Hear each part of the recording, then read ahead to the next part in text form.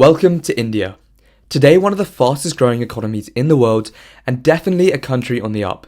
But just over 100 years ago, the story was very different. My name is Anish and in this video, I'm going to explain the start of the Indian Nationalist movement, from the foundation of the Indian National Congress to Nehru's declaration of Purna Swaraj or complete independence from the British Empire.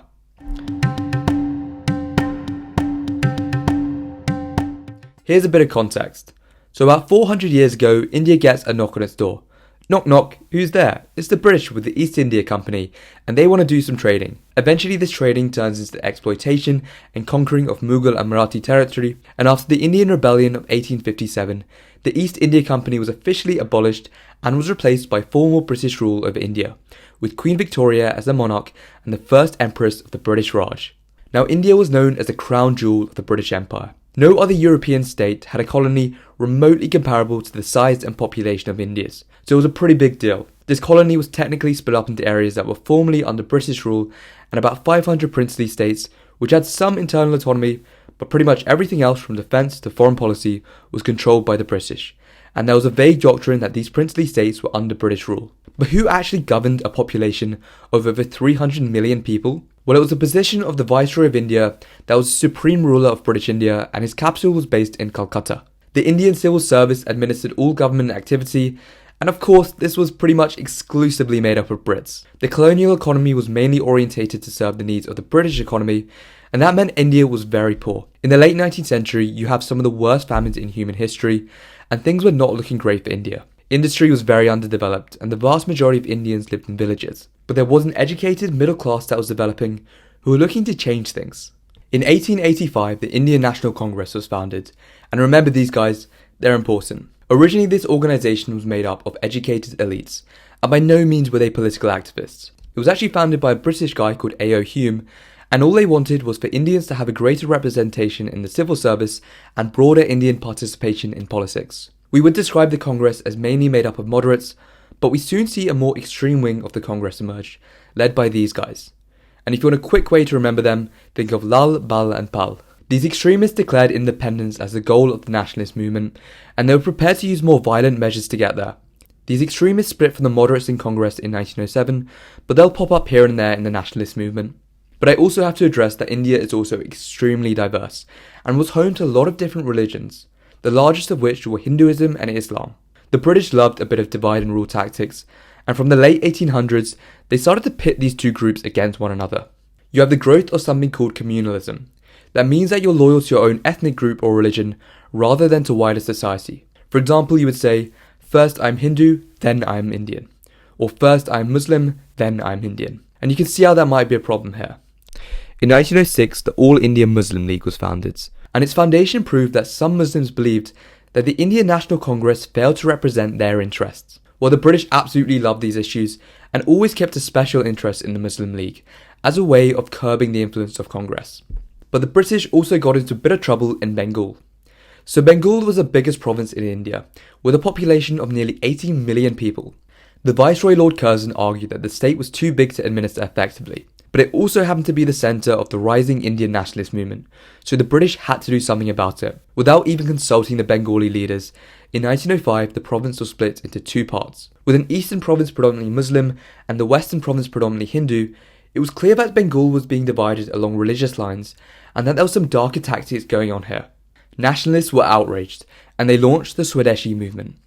Swadeshi, literally translating to one's own country, was a self-sufficiency movement started by the extremist leaders of Congress and advocated for the boycott of all imports, especially British textiles, in favour of the use of Indian goods.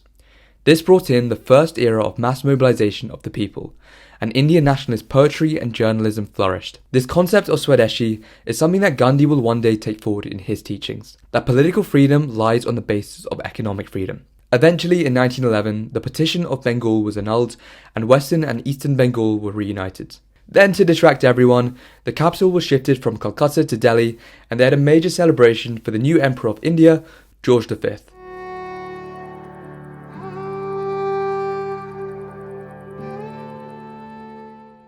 So a couple years on, and World War I starts in Europe in 1914. The British are fighting Germany, Austria-Hungary and the Ottoman Empire.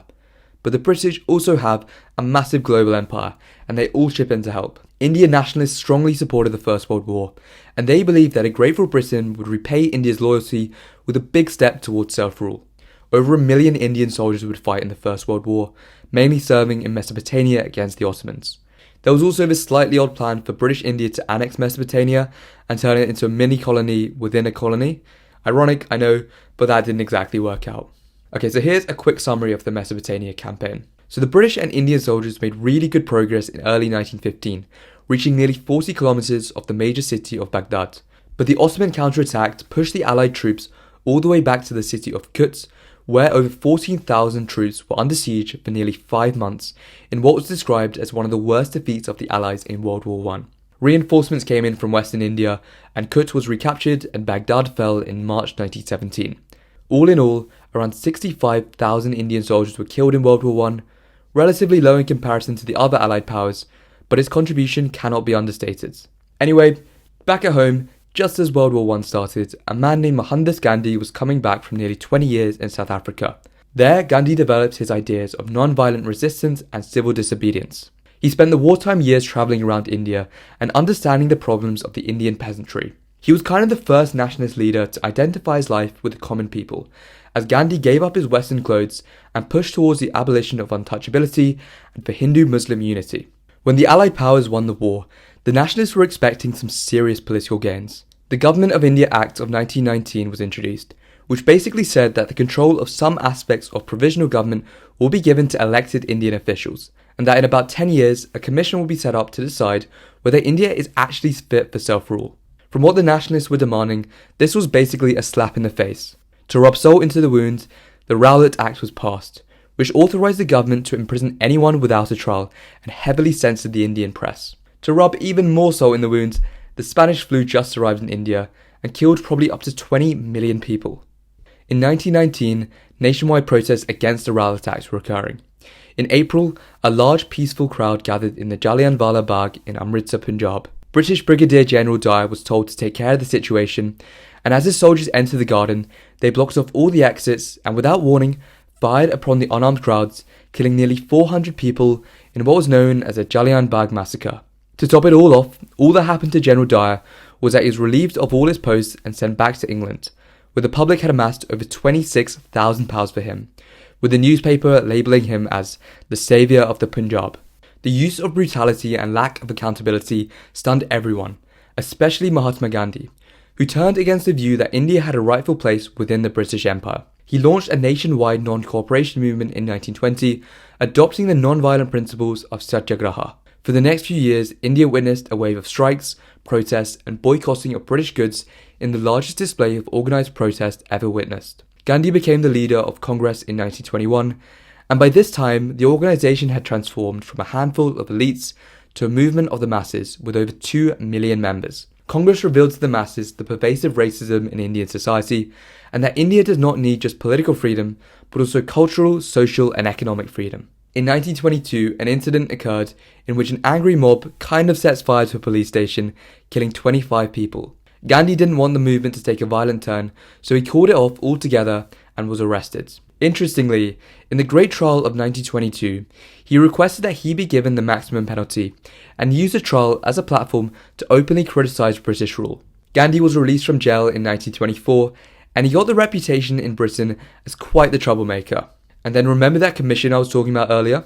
Well, in 1928, the Simon Commission was officially established, which was meant to evaluate whether India was actually fit for self-governance.